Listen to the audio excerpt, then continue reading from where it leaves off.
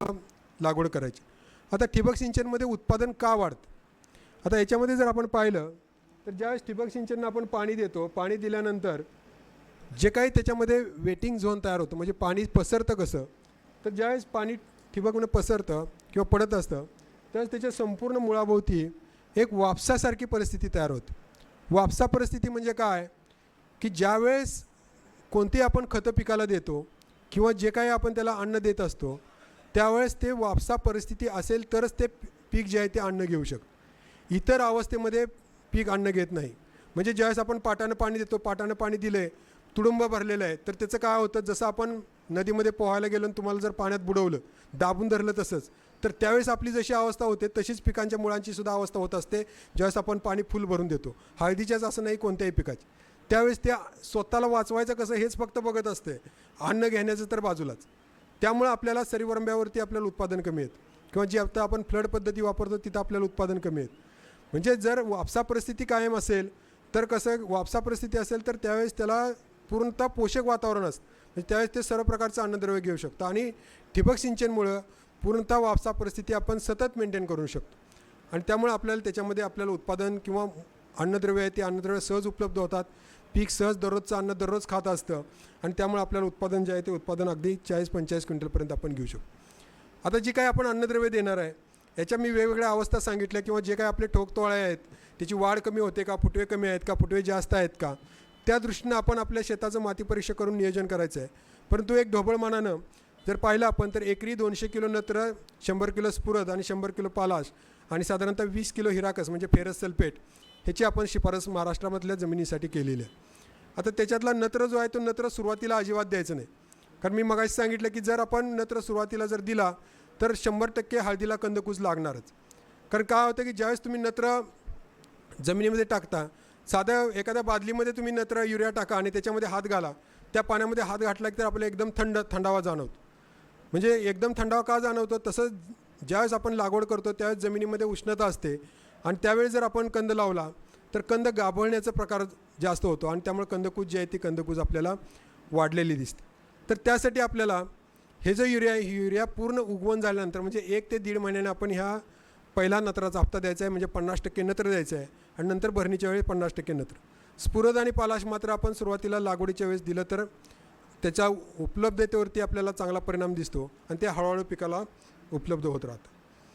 आता जे आपण वरून खतं देतो त्याच्यामध्ये काय होतं की जी काही मी सांगितलं की 30 ते 40%च पिकं फक्त वापरतात आणि राहिलेली 60 ते 70% ही जी खतं आहेत ही खतं अनुपलब्ध होतात, म्हणजे पिकाला ती घेता येत नाही. परंतु जर ठिबक सिंचनच्या माध्यमातून आपण कायम जर वापसा पद्धतीने जर दिली खतं तर याच्यामध्ये जर आपण पाहिलं तर प्रामुख्याने जी काही आपण खतं देतो ही खतं युनिफॉर्मली त्या जमिनीमध्ये विभागली जातात आणि त्यामुळं काय होतं की पिकाला ती खतं घेता येतात. म्हणजे जिथं आपल्याला 30 ते 40%च खतं फक्त वापरली जातात सरीवरंब्यावरती, इथं जवळपास 70 ते 80% खतं जी आहेत ती खतं वापरली जातात. आता याच्यामध्ये युरिया आपला 100% पाण्यामध्ये विरघळतो, त्यामुळे जरी महागड्या वेगवेगळ्या ग्रेड आहेत त्या महागड्या आहेत, त्या महागड्या ग्रेडसुद्धा वापरायची गरज नाही. नत्रासाठी तुम्ही युरिया वापरा. फॉस्फरिक ॲसिड आहे, फॉस्फरिक ॲसिड आपण हळदीसाठी ठिबकमधून वापरू शकतो. ते वापरल्याने आपल्याला 2 फायदे होतात. एक तर स्फुरद पिकाला मिळतो आणि दुसरं आपलं ठिबक जे आहे ते ठिबक आपलं पूर्णतः कुठलेही क्षार त्याच्यामध्ये जमा होत नाहीत. आणि पोटॅशसाठी आता पांढरा पोटॅश बाजारामध्ये मिळायला लागलेला आहे, तो फक्त रात्रभर भिजत घालायचा, दुसऱ्या दिवशी वस्त्रगाळ करून घ्यायचा. 80% पोटॅश जो आहे तो पोटॅश आपल्या पिकाला मिळतो. म्हणजे जी काही आपल्याकडे सरळ खतं आहेत ही सरळ खतंसुद्धा वापरून आपण फक्त ती ठिबकमधून आठवड्याला जर सोडली तर आपल्याला पिकाची उत्पादकता जी आहे ती पिकाची उत्पादकता आपल्याला वाढवता येऊ शकते. आता त्यासाठी वेगवेगळ्या अवस्थेमध्ये आपण ही जी खतं आहेत नत्र, स्फुरद, पालाश ही त्या विभागून देणं गरजेचं आहे. म्हणजे त्या अवस्थेमध्ये ती खतं द्यायची आहेत. सुरुवातीच्या 15 दिवसापर्यंत म्हणजे लागवड केल्यापासून 15 दिवसापर्यंत हळदीला कोणतंही खत द्यायचं नाही ठिबकच्या माध्यमातून, कारण जोपर्यंत त्याला मुळी सुटत नाही तोपर्यंत ते अन्नच घेऊ शकत नाही आणि जोपर्यंत त्याला मुळी सुटत नाही तोपर्यंत आपण जी काही खतं टाकणार आहे त्याचा त्या पिकाला काहीच उपयोग होणार नाही, ती आपली वायाच जाणार आहे. तर त्यासाठी आपण काय करायचं आहे की ज्यावेळेस त्याला मुळी सुटते म्हणजे 1.5 महिन्या 15 दिवसांनी त्याला मुळी सुटते त्यावेळेस आपल्याला ठिबकमधून खतं सुरू करायची आहेत. आणि त्यासाठी मग ही जी विभागून जी खतं आहेत हे विभागून आपण सुरुवातीला नत्र आणि स्फुरद द्यायचं आहे. पालाश सुरुवातीला कमी लागतो, जो काही पालाश लागणार आहे तो शेवटी पालाश जास्त लागतो. नत्र स्फुरद सुरुवातीला पहिल्या 2 हप्त्यामध्ये द्यायचं आहे. त्याच्यानंतर जी वाढ होते त्याच्यामध्ये शाकीय वाढ होते, त्यामुळे नत्राचं प्रमाण वाढवायचं आहे. 7.5 किलो नत्र, साधारणतः 2.25 किलो स्फुरद आणि 1.5 किलो पालाश आपण द्यायचं. त्याच्यानंतर पुढचे जे 12 आठवडे आहेत, त्या पुढच्या 12 आठवड्यामध्ये आपण नत्र 3.25 किलो, स्फुरद 3.25 किलो आणि पालाश जवळपास 2.25 किलो आपल्याला द्यायचं. आणि शेवटच्या 6 हप्त्यामध्ये आपण नत्राचं प्रमाण परत वाढवायचं आहे, कारण शेंगेची लांबी वाढत असते. त्यासाठी 4.25 किलो नत्र, 2.5 किलो स्फुरद आणि 5 किलो पालाश. पालाशमुळे काय होतं की हळदीला वजन चांगलं येतं, हळकुंडाला चकाकी चांगली येते आणि पिकाची जी रोगप्रतिकारशक्ती, कारण बऱ्यापैकी आपण बघतो की जी पानं आहेत ती पानं करपायला सुरुवात होते कधी 4-4.5 महिने झाले. तर त्यासाठी आपण थोडं पालाश जर सुरुवातीपासून जर दिलं तर पिकाची रोगप्रतिकारशक्ती जी आहे ती रोगप्रतिकारशक्ती आपल्याला वाढते. मी मगाशी जी म्हटलं की पांढरट हळदी पडतात, ते अशा पद्धतीनं पांढरट हळदी आपल्याला दिसतात. त्याच्या शिरा हिरव्या असतात, परंतु त्याचा पानं जी आहे ती पानं पांढरी पडतात. तर ती लोहाची कमतरता हे ओळखायचं. त्यासाठी आपण चिलेटेड फेरस हे साधारणतः 2 ग्रॅम प्रति लिटर पाण्यामध्ये घेऊन त्याची जर आपण फवारणी जर केली तर आपल्याला ह्या लोहाची जी कमतरता आहे ही लोहाची कमतरता आपल्याला दूर करता येते. तसेच काही वेगवेगळे अन्नद्रव्य आहेत, विशेषतः चालू वर्षी मँगेनीज, ह्या मँगेनीजची कमतरता आपल्याला जास्त मोठ्या प्रमाणावरती आढळलेली आहे. तर याच्यामध्ये आपल्याला पांढरट पिवळट असे पॅचेस आपल्याला पानावरती दिसतात. अशा प्रकारचे पॅचेस जर पानावरती पहिल्या 5.5 ते 6 महिन्यापर्यंत जर दिसले तर तेवढं आपल्याला अन्नद्रव्य तयार करण्याची किंवा हरितद्रव्य त्याच्यामधलं कमी झाल्यामुळं जे आपल्याला एका पानापासून 80 ते 90 ग्रॅम हळदीचं एक्सपेक्टेशन आहे तेवढं आपल्याला ओली हळद मिळत नाही. त्यामुळे त्याच्यामध्ये आपण मँगेनीज, चिलेटेड मँगेनीज जर फवारणीच्या माध्यमातून जर आपण दिलं तर आपल्याला ह्या मँगेनीजची जी कमतरता आहे ती कमतरता आपल्याला दूर करता येते. नंतर आपण साधारणतः 3.5-4 महिन्यामध्ये भरणी करणं गरजेचं आहे. भरणी कशासाठी की ही जी काही उघडी पडणारी जी हळकुंड आहेत ही उघडी पडणारी हळकुंड जागता यावीत. कारण जी काही कंदमाशी आहे ती कंदमाशी अंडी घालण्यासाठी जागा जी शोधत असते ती प्रामुख्याने जे उघडे पडणारे जे कंद आहेत या उघड्या पडणाऱ्या कंदावरती प्रामुख्याने ती जागा शोधत असते. तर हे जे उघडे पडणारे कंद आहेत हे उघडे पडणारे कंद त्या कंदमाशीला दिसू नयेत किंवा मिळू नयेत त्यासाठी एक आपण भरणी करणं गरजेचं आहे.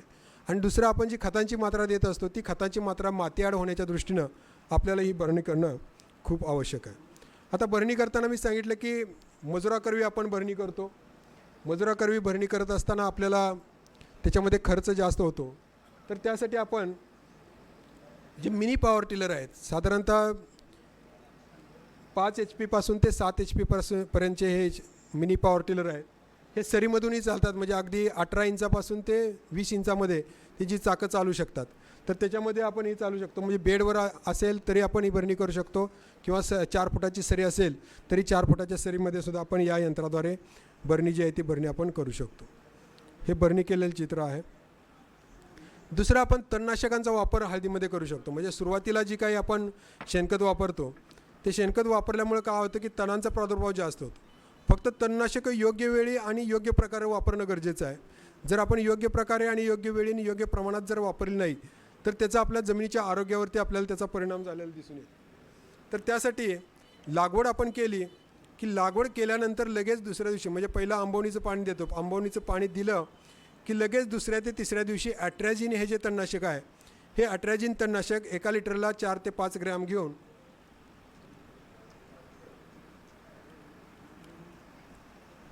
त्याची आपण फवारणी करायची. आता हे तणनाशक फवारत असताना आपण काळजी काय घ्यायची आहे, तर सगळ्यात महत्त्वाची पहिली काळजी आपण अशी घ्यायची आहे की जे काही आपण तणनाशक फवारतो आहे ते तणनाशक फवारताना संपूर्ण जमीन आपली वापशावरती पाहिजे, म्हणजे ओली पाहिजे. बऱ्याच वेळा काय होतं की आपण सरीवरंब्यावरती लागवड केलेली असते, वरचे वरंबे कोरडे असतात आणि खालचा भाग फक्त, मधल्या सरीतला भाग फक्त ओला असतो. त्याच्यावरती जर आपण औषध मारलं आणि नंतर जर वरंबा ओला झाला तर वरंब्यावरती लगेच आपल्याला तण दिसतं. तर त्यासाठी आपल्याला संपूर्ण वरंबे ओले पाहिजेत. गादी वाप्यावरती लागवड केली असेल तर सऱ्यासुद्धा ओल्या पाहिजेत आणि त्याच्यावरती आपण हे औषध फवारणी करायची आहे. दुसरं, औषध फवारणी करताना जनरली सगळ्या आपण फवारण्या पुढं चालत करतो. पुढं चालत फवारणी केल्यामुळे या पद्धतीमध्ये काय करतं, हे जे औषध आहे हे औषध आपल्या शेतावरती एक प्लॅस्टिकचं फिल्म तयार करत असतं. म्हणजे काय, तणांचं जे रुजणारं बी आहे त्याला ऑक्सिजन मिळू न देण्याचं काम हे ॲट्रॅजिन करत असतं. म्हणजे ज्यावेळेस तणांचं बी रुजत असतं त्यावेळेस त्याला ऑक्सिजनची गरज असते. जर हे औषध आपण फवारलं की एक प्लॅस्टिकचं फिल्म तयार होतं आणि त्या रुजणाऱ्या बियाला ऑक्सिजन मिळत नाही आणि त्यामुळे काय होतं की ऑक्सिजन न मिळाल्यामुळं हे जे रुजलेले बी आहे ते तण लगेच मरून जातं. नंतर आपण पुढचं पाणी दिलं की हे प्लॅस्टिक फिल्म डिस्टर्ब होऊन जातं आणि हळदीचे कोंब जे आहेत ते साधारणतः 15व्या दिवशी बाहेर येतात. म्हणजे जवळपास 7व्या-8व्या दिवशी आपण दुसरं पाणी दिलं की हे ज्या तणनाशकाचा प्रमाण आहे किंवा तणनाशकाचा जो रेसिड्यू आहे तो पूर्णतः नष्ट होऊन जातो. त्यामुळे ही फवारणी आपण पाठीमागं चालत करायची आहे किंवा एका बेडवरनं चालत जाऊन दुसऱ्या बेडवरनं फवारणी करायची. म्हणजे एकदा का फवारणी केली की त्याच्यावरती परत त्या फवारणी करणाऱ्याचा पाय त्याच्यावरती पडता कामा नये. दुसरं यातूनही कुठली तणं येतात तर लव्हाळा किंवा हराळी जर आपल्या शेतामध्ये असेल तर ह्या ॲट्रॅजिनला ती जुमानत नाहीत, त्याच्यामधून ती बाहेर येतात. तर त्यासाठी आपण ॲट्रॅजिन जर फवारलं असेल किंवा नसेल तरी ग्लायफोसेट 41% जे आहे ते अगदी कमी प्रमाणात म्हणजे साधारणतः 4 ते 5 मिली प्रति लिटर पाण्यामध्ये घेऊन जिथं लव्हाळा आहे किंवा हराळे आहे अशा ठिकाणी आपण फवारायचं. अगदी हळदीवरती जरी ग्लायफोसेट फवारलं तरी हळद मरत नाही, परंतु हळदीमध्ये हळद एकदा उगवली की त्याच्यामध्ये हे तणनाशक मारण्याची शिफारस नाही आहे, कारण त्याचा रेसिड्यू अगदी 9 महिन्यापर्यंत त्या हळदीमध्ये राहतो. तर त्यासाठी आपण सुरुवातीच्या हळद उगवणीच्या अगोदर म्हणजे 15व्या दिवसापर्यंत ही जी 2 तणनाशकं आहेत ही 2 तणनाशकं आपण वापरू शकतो. त्याच्यानंतर मात्र कुठलेही तणनाशक आपण वापरू नये. हळदीमध्ये काही आपण आंतरपिकं घेऊ शकतो. त्याच्यामध्ये झेंडू आहे, म्हणजे साधारणतः पहिल्या 4 महिन्यापर्यंत जोपर्यंत त्याला शेंग सुटत नाही, कारण आपण पाहिलं की शेंग कधी सुटते साधारणतः 4-4.5 महिन्यानंतर शेंग सुटायला सुरुवात होते. तर जोपर्यंत शेंग सुटत नाही तोपर्यंत निघून जातील अशी आंतरपिकं आपण घेऊ शकतो. मग त्याच्यामध्ये झेंडू आहे, मिरची आहे, मुळा आहे, कोथिंबीर आहे किंवा घेवडा आहे ही घेऊ शकतो. 9305 जी सोयाबीनची व्हरायटी आहे ते सोयाबीनसुद्धा आपण याच्यामध्ये घेऊ शकतो. फक्त काळजी घ्यायची की थोडंसं ते लांब टोकायचं जेणेकरून त्याची सावली हळदीवरती पडता कामा नये आणि हळदीचं जी वाढ आहे ती वाढ थांबता कामा नये. तर अशी आंतरपिकं घेऊ शकतो. किंबहुना हळद हे इतर पिकामध्ये सुद्धा आपण आंतरपीक घेऊ शकता. म्हणजे जसे आपल्याकडे संत्र्याच्या बागा आहेत, मोसंबीच्या बागा आहेत, काही डाळिंब लावतात, ऊसामध्ये आहे किंवा द्राक्ष बागामध्ये आहे. याच्यामध्ये फळबागामध्ये तुम्ही सर्रास हळदीचं पीक घेऊ शकता किंवा अद्रकीचं पीक घेऊ शकता. अगदी 50% सावली असेल, जुन्या बागा असल्या तरीही हळदीचं पीक त्याच्यामध्ये घेतला तरी येऊ शकतं. म्हणजे जवळपास 25 ते 50% सावलीमध्ये सुद्धा हे पीक चांगलं वाढतं आणि त्याचं उत्पादन जर तुम्ही बघितलं असेल, बांधावरती झाड असेल आणि तिथं हळदीचं क्षेत्र असेल तर त्या झाडाची सावली जिथं पडते तिथली हळद आपल्याला चांगली दिसते इतर हळदीच्या मानानं. म्हणजेच काय तर हे सावलीमध्ये चांगलं वाढणारं पीक आहे. त्यामुळे आपण आंतरपीक म्हणून फळबागामध्ये याची जी लागवड आहे ती लागवड आपण करू शकतो. दुसरा, हळदीमध्ये आपल्याला बऱ्याच वेळा असं दिसून येतं विशेषतः डिसेंबर, जानेवारी, ऑक्टोबर महिन्यापासून की ज्यावेळेस दुपारच्या वेळी आपण शेतामध्ये जातो त्यावेळेस त्याची जी पानं जी आहेत ही पानं अशी दुमडलेली आपल्याला दिसतात, म्हणजे गोल झालेली दिसतात. आपल्याला वाटतं कोणता रोग पडलेला आहे. दुसऱ्या सकाळी आपण गेलो किंवा संध्याकाळी 4-4:30 नंतर जर गेलं तरी पानं पूर्ण उघडलेली दिसतात, परंतु दुपारच्या वेळेस अशी गोल झालेली दिसतात. ते का दिसतात तर हळदीमध्ये एक प्रकारचं मेकॅनिझम आहे, ड्रॉट टॉलरन्स मेकॅनिझम त्याला आम्ही म्हणतो. म्हणजेच काय की ज्यावेळेस उष्णता टेम्परेचर 35च्या वरती जाईल अशावेळी काय करतं की त्याच्या पानातून जे पाण्याचं बाष्प आहे ते बाष्पसर्जन कमी व्हावं किंवा पानातून बाष्प जे आहे किंवा पाण्याचं प्रमाण जे आहे ते कमी प्रमाणात बाष्पीभवन व्हावं यासाठी ते पान गोल करतं. म्हणजेच काय होतं की सूर्यप्रकाश त्याच्या कमी पडतो. ज्यावेळेस पान पसरट असतं त्याच्यावरती पूर्ण पानावरती सूर्यप्रकाश पडतो. पान गोल झालं की जेवढा भाग गोल आहे किंवा सूर्यप्रकाशाच्या बाजूला आहे तेवढ्याच भागावरती सूर्यप्रकाश पडणार आहे. त्यामुळे काय होतं की त्याच्यातलं पाण्याचा अंश सूर्याच्या उष्णतेनं जे जाणार आहे तो कमी होतो आणि त्यामुळे त्याच्यातलं पाणी साठवून ठेवण्याचं काम हे पीक करू शकतो. त्यामुळे जिथं दुष्काळ परिस्थिती आहे, पाण्याची कमतरता आहे, अशा ठिकाणी अगदी कमी पाणी आहे अशा ठिकाणी आपण हे जे पीक आहे हे पीक ज्या लवकर तयार होणाऱ्या जाती आहेत त्या जाती आपण याच्यामध्ये घेऊ शकतो. दुसरी आत्ताच्या लोकांना महत्त्वाचे प्रश्न भेडसावत की हळदीला येणारं फूल, ते फूल काढायचं का ते ठेवल्यामुळं काय त्याचा इजा होतो किंवा फूल आल्यानंतर बऱ्याच काही लोकांमध्ये अजून काही अंधश्रद्धा आहेत की आपली पिढी नष्ट होणार आहे फूल आलं की. तर तसं काही नाही. पिढी नष्ट होणार आहे म्हणून काही हळद लागवड करत नाहीत, कारण हळदीला फूल येणं हे घातक असतं. तर हळदीला फूल कधी येतं? 2 वर्षातून एकदा हळदीला फूल येतं. म्हणजे त्या कंदाला गेल्या वर्षी फूल आलेलं आहे का नाही हे आपण वरून बघून सांगू शकत नाही. त्यामुळे 2 वर्षातून एकदा फूल येत असल्यामुळं त्या कंदाला फूल गेल्या वर्षी आलं नसेल तर ह्या वर्षी येतं. किंबहुना दुसरं काय आहे की सतत ऑक्टोबर महिन्यापासून ते नोव्हेंबर महिन्यापर्यंत सतत जर तुमचं तापमान जे आहे ते तापमान 25 ते 30 डिग्री सेल्सिअसपर्यंत राहिलं, म्हणजे दिवसाचं आणि रात्रीचं तापमानातली तफावत ही जर कमी असेल तर हळदीला फूल येतं. आता हळदीला आलेलं फूल ही एक नैसर्गिक प्रक्रिया आहे. ते फूल कधी येतं? 4 महिने पूर्ण झाले की फूल येतं. म्हणजे त्याची शाकीय वाढ थांबलेली आहे आणि खाली हळकुंड सुटायला सुरुवात झालेली आहे. याचं एक फक्त ते लक्षण आहे. म्हणजे त्याच्यामध्ये दुसरी काही अंधश्रद्धा नाही आहे, की फक्त त्याचं एक लक्षण आहे की त्याची शाकीय वाढ थांबली आणि त्याची आता रिप्रोडक्टिव्ह किंवा हाडकून सुटायची वाढ, हाडकून सुटायलाही सुरुवात होणार. त्यामुळे हळदीला फूल आलं म्हणून घाबरून जायचं कारण नाही. हळदीचं फूल काढायची तर अजिबात गरज नाही, कारण हळदीचं फूल जर तुम्ही काढलं, इथून ते तुम्ही कट करणार, इथून ते कट केलं की तिथून त्याला आतमध्ये बुरशी जाण्यासाठी तुम्ही तिथं डायरेक्ट तिथं छेद तयार करून दिला. मग तिथून काही बुरशी आतमध्ये जातात आणि खाली जे कंद आहेत ते कंद सडायला सुरुवात होतं. म्हणजे 4-4.5 महिन्याचं असताना फूल येतं आणि ते फूल जर आपण कापलं की त्याच्यातून बुरशी आतमध्ये जाते आणि मग कंद जे आहे ते कंद हळूहळू सडायला सुरुवात होतं. मग लोकांना वाटतं की हे फूल जे आहे ते फूल त्या हळदीच्या कंदातलं अन्न वापरेल का? अन्न कधी वापरतं ते बाहेर निघतानाच अन्न वापरूनच बाहेर निघतं. एकदा बाहेर निघाल्यावर त्याला अन्नाची गरज नसते. त्यामुळे त्यांना अन्न ऑलरेडी घेतलेलं आहे आणि ते तुम्ही अजून कापून टाकून मग त्याच्यामध्ये अजून कंदकुजीला कशाला आमंत्रण देतं. त्यामुळं हळदीचं जे फूल आहे ते फूल अजिबात काढू नका, जसं आहे तसं ठेवा. चौथा जो आपला मुद्दा आहे तो पीक संरक्षणाचा. याच्यामध्ये प्रामुख्याने पहिली जी महत्त्वाची कीड आहे ती कंदमाशी. कंदमाशी जर आपण पाहिली तर ही अशा प्रकारची कंदमाशी आपल्याला शेतामध्ये दिसते. तिच्या पंखावरती पाठीमागच्या बाजूला 2 ठिपके असतात. पुढचे पाय जे आहे ते पुढचे पाय 2 पांढरट असतात. अशा प्रकारच्या शेतात साधारणतः पहिला पाऊस पडला म्हणजे जवळपास 15 जुलैपासून आपल्याला शेतामध्ये ह्या माशा दिसायला सुरुवात होतात. 15 जुलैपासून ते अगदी हळद काढेपर्यंत आपल्याला आता ह्या माशा दिसतात. आता ह्या माशा का दिसतात तर ह्या माशांचं जीवनक्रम आपल्याला माहिती असणं गरजेचं आहे. आता ही जी माशी आहे ही माशी शेतामध्ये फिरताना दिसते, तुम्हाला अंडी घालताना क्वचित दिसते, परंतु शेतामध्ये उडताना या पानावरून त्या पानावर, त्या पानावरून त्या पानावर उडताना दिसते. जिथून ते उडून गेले तिथं पान तुम्ही बारकाईने बघितलं तर तिथं कोणतंही ते रस शोषून घेत नाही किंवा पानाला इजा करत नाही. फक्त ती काय शोधत असते तर ती अंडी घालण्यासाठी जागा शोधत असते. तर अंडी घालण्यासाठी जागा का शोधते तर तुम्ही बारकाईने बघितलं तर ह्या अंड्यातून बाहेर पडलेल्या नुकत्याच नवजात आळ्या आहेत.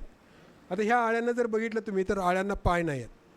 आता प्रत्येकजण काय करतो, आपण एवढं काबाड कष्ट करतो, इथं तुम्ही आता हळदीची माहिती ऐकायला आला आहे. ह्याचं महत्त्वाचं कारण काय आहे की मी जाऊन घरी बाबा उत्पादन घेईल, माझ्या पुढच्या पिढीला काहीतरी पैसे बँकेत ठेवेन. तसंच ह्या किडींचं सुद्धा असतं की माझी पुढची पिढी कशी जगल, त्या अनुषंगाने ती विचार करत असते आणि त्यासाठी ती अंडी घालण्यासाठी जागा शोधत असते.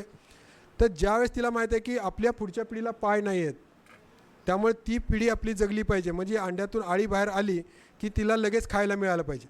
त्यामुळे ती अंडी घालण्यासाठी जागा कुठं शोधते की कंदाजवळ, कारण त्याचं आळीचं खाद्य काय आहे ती कंद. ती पानावरती आळी पानं खात नाही. कंदमाशीची आळी पानं अजिबात खात नाही, ती डायरेक्ट कंदच पोकरते.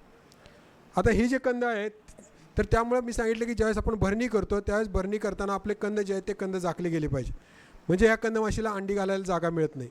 मग ती फिरून फिरून कुठंच जागा नाही मिळाली तर अमावस्येच्या आदल्या दिवशी ती अंडी घालते. अमावस्येच्या आदल्या दिवशी अंडी घालताना, कारण जिथं ज्यावेळेस पूर्ण अंधार असतो अशावेळी त्याच्यातून आळ्या बाहेर पडल्या पाहिजे याची खबरदारी ती घेत असते.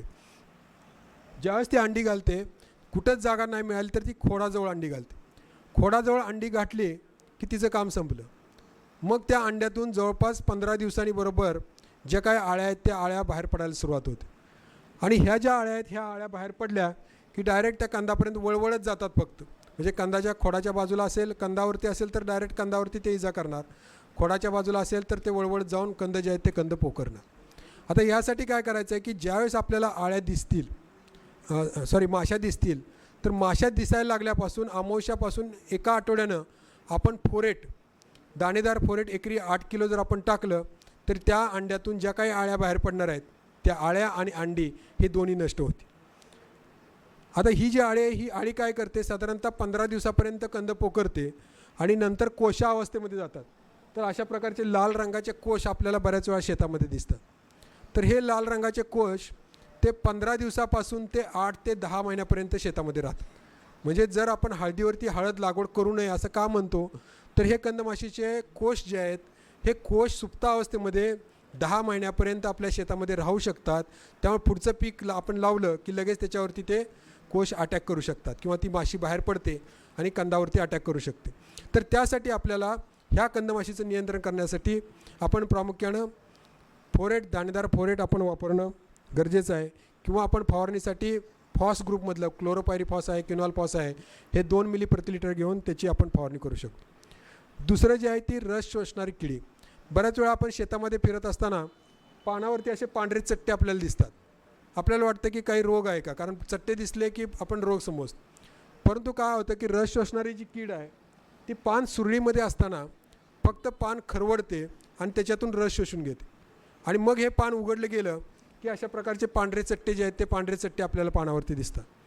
तर त्यासाठी आपण कोणतंही आंतरप्रवाही कीटकनाशक जे आहे ते जर आपण फवारलं तर आपल्याला हे जे रस शोषणारी जी कीड आहे ह्या रस शोषणाऱ्या किडीचा जो प्रतिबंध जो आहे तो प्रतिबंध आपण करू शकतो. दुसरं, बऱ्याच वेळा शेतामध्ये फिरत असताना एका सरळ रेषेमध्ये छिद्र आपल्याला दिसतात. अगदी नक्षीदार असे छिद्र आपल्याला पानावरती दिसतात. ही जी आहे ती ही पाने खाणारी अळी आहे. ही सुद्धा ज्यावेळेस पान सुरळीमध्ये असते त्यावेळेस पान पोखरते. म्हणजे जसं आपण वेगवेगळ्या कार्यक्रमाला कागदाच्या चिरमुळ्या करतो, कागद बरोबर कात्रीने कापला आणि परत कागद उघडला की एका सरळ रेषेत डिझाईन तयार होते. तसं हे सुरळीमध्ये पान खाल्ल्यामुळं ज्यावेळेस पान उघडलं जातं त्यावेळेस एका सरळ रेषेत आपल्याला छिद्र दिसतं. असे जर छिद्र दिसत असतील तर आपण कोणतंही आंतरप्रवाही कीटकनाशक असेल किंवा स्पर्शजन्य कीटकनाशक जरी आपण वापरलं तरी आपल्याला या किडीचा बंदोबस्त जो आहे तो बंदोबस्त आपण करू शकतो. दुसरं एक टिंजिड बग, म्हणजे हे पांढऱ्या ढेकून असतात. हे ढेकून पानाच्या पाठीमागच्या बाजूला असे थव्याने राहतात आणि रस शोषून घेतात आणि त्यामुळे वरच्या बाजूला तांबूस रंगाचं पान दिसतं. बऱ्याच वेळा आपण तांबेरा म्हणून बुरशीनाशकं फवारतो, परंतु त्या बुरशीनाशकानं हे आटोक्यात येत नाही. तर असं जर तांबूस पान दिसलं तर पहिल्यांदा पान उलटं करून बघायचं. पान उलटं करून बघितलं ना असं जर ढेकणाचे जर थवे आपल्याला दिसत असतील तर समजायचं की रस शोषणारा ढेकूण आहे, त्यामुळे वरचं पान तांबूस पडत आहे. तर त्यासाठी आपण आंतरप्रवाही कीटकनाशक वापरून त्याचं नियंत्रण करायचं. आता ही महत्त्वाची आणि जी मायनर पेस्ट होती किंवा तिला कमी महत्त्व हळदीमध्ये होतं, ती चालू वर्षी महत्त्वाची आणि मुख्य कीड बनलेली आहे की हुमणी.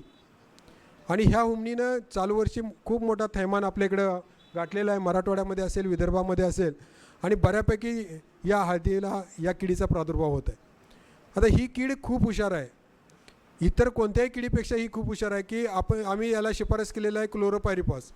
क्लोरोपायरिफॉसची आळवणी आपण केली की जिथंपर्यंत औषध येत नाही, म्हणजे ही अगदी 1 मीटर खोलवरती सुद्धा ही कीड जाऊ शकते. म्हणजे औषधाची तीव्रता आपली वरच्या 30 सेंटीमीटर, जास्तीत जास्त 35 सेंटीमीटरपर्यंत आपलं औषध जातं. त्याच्या खाली ही कीड जाते. औषधाची तीव्रता संपली की परत वरती येते आणि मुळ्या खाते. ही अळी कंद खात नाही परंतु मुळ्या खाते, मुळ्या पूर्ण खाते. आणि त्यामुळे काय होतं की पूर्ण मुळ्या खाल्ल्या की कंद किंवा रोप सहजासहजी आपल्याला हातामध्ये उपसून येतं.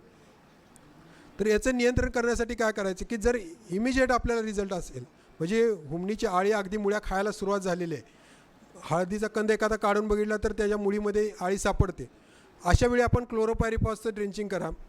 क्लोरोपायरिफॉसचं ड्रेंचिंग आपण केलं की त्याच्यानंतर बरोबर 15व्या दिवशी आपण मेटारायझिम नावाची जी बुरशी आहे, ही मेटारायझिम नावाची जैविक बुरशी शेतामध्ये एकरी 2.5 ते 3 किलो सेंद्रिय खतामध्ये मिसळून टाकायची.